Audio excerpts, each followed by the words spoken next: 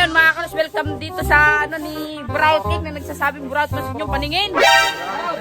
So ngayon mga kalos, kukunin na or pick upin ni Sir Buraot King yung lahat ng pinasuksukan ni Buraot King dito sa may loft ni HOMING Pigeon. Nandito rin yung kay leader line, may leader line na si Sir Buraot King. Ngayon sada all ano, kung may Buraot sa inyo, may Buraot din dito. Ayan o, Bulet, ano masasabi mo Bulet kay Buraot King? Sige lang. May leader line na eh. Saan ba yung leader dito? Ito. Ayan o, ganda. Eto mga kalapatids.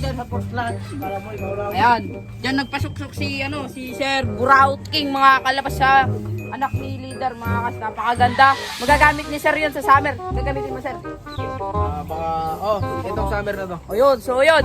Yung magagamit ni Sir ngayon summer yung ibon mga kas. So siya lang din yung makakalaban natin. Or tag dito. Champion. Mag-champion. So sana mag-champion yung anak ni leader. Ganon din sa may tatay niya pag susunod. Ayan. At yun nga pala kukunin nga natin. Sabi nga ni kung kukunin natin yung pasuksok na ibon na 4 ba yun? Okay doon. 4. And yun, kung gusto nyo akong samahan, let's go.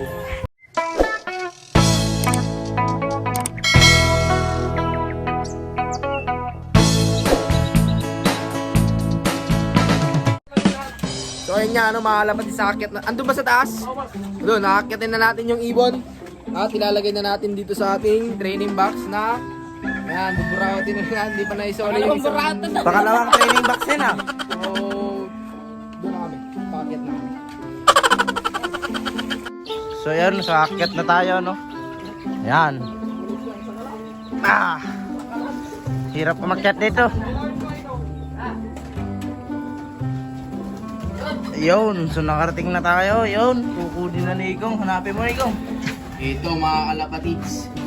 Yan mo talaga ni HOMING eh. Hey, ngayaan na lang yan boss yung Yan, ito yung nasirang beepers mga kalapatids ni Sir HOMING. And sabi ko kanina, madali lang may kakabit ko kasi kompleto naman sa gamit. Kasi carpenter hitter.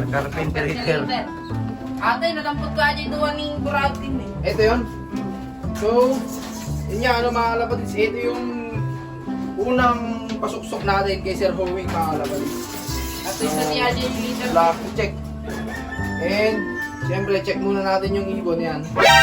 Pwede nang i-viewing to, no? Bun boss, palitan. Pwede na to. So, mas nauna lang yung mga ibon natin ng siguro mga ilang linggo lang, mga 2 linggo. Kasi yung sa atin, wala nang yung dilaw-dilaw dito. And naka-viewing na sila mga kalapatids. So ilalagay na natin to sa training box. Ayan. So shoot na natin to dito. Ayan.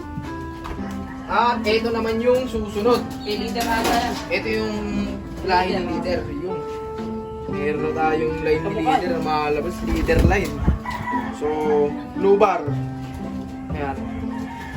Yung sing-sing naka AURPC mga kalapatids. Pang south natin to. Para kasi kinulang ako sa breeder kaya hindi ko na kompleto yung 10 kaya nagpasuksok tayo dito. And eto na nga sila mga kalapatids. So ilalagay na rin natin to mga kalapatids dito sa training box at mauwi na natin sa bahay. Leader line yan, no? Yung training box ah boss. Sublima. Mag-tip, tingin ko lang ata. Yan, papakain si HOMING ng mga laban niya.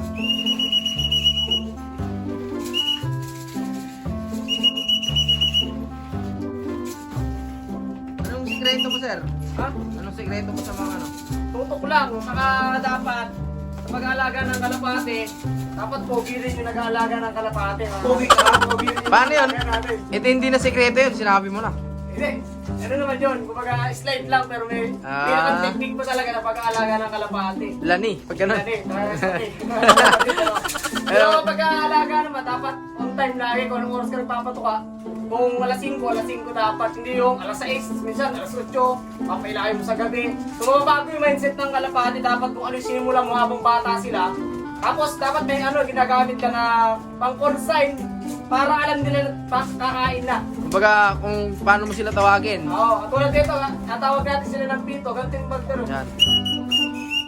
Oh, bandmaster. Bandmaster. Tapos may patunog para lang nila kunyari patukato. Ayan. Yan ay ilang lang pero gagawin tayo doon para bumaba yung iba.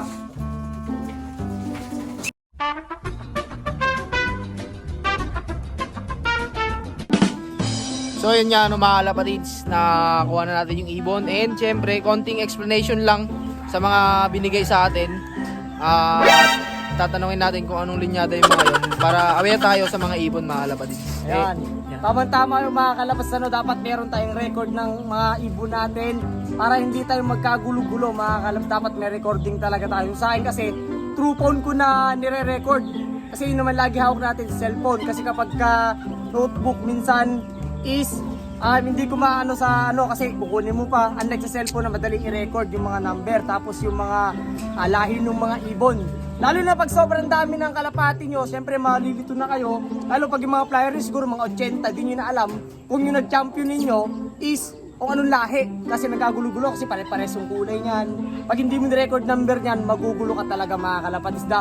Sana dapat bago ka mag-ani, mag-harvest, pag sa manok mag-hardening, is kailangan i-record mo muna yung kanilang mga banded. Na ganon, mas maganda kasi mahirap pakilusin yung ibon kapag hindi mo alam yung lahi, yung linyada.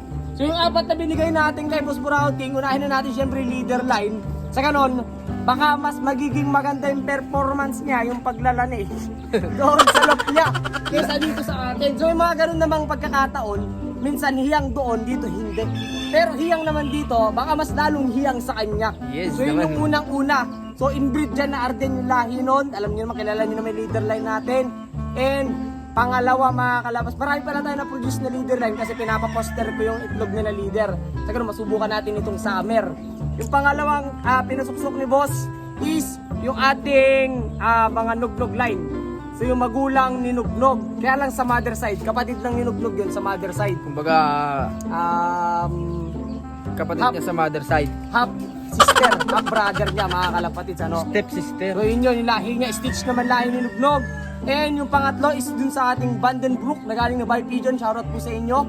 So Yun. pasusubukan na lahi ng ibon dito sa Aurora, although kahit malapit, pero pagka-place lang sa natin, sa derby, okay na malaking bagay, malaking tulong na sa pagiging pansir. And pang-apat mga kalapas dun sa may ating cut mo lang natin isa. Okay. I believe I can fly. I believe I can touch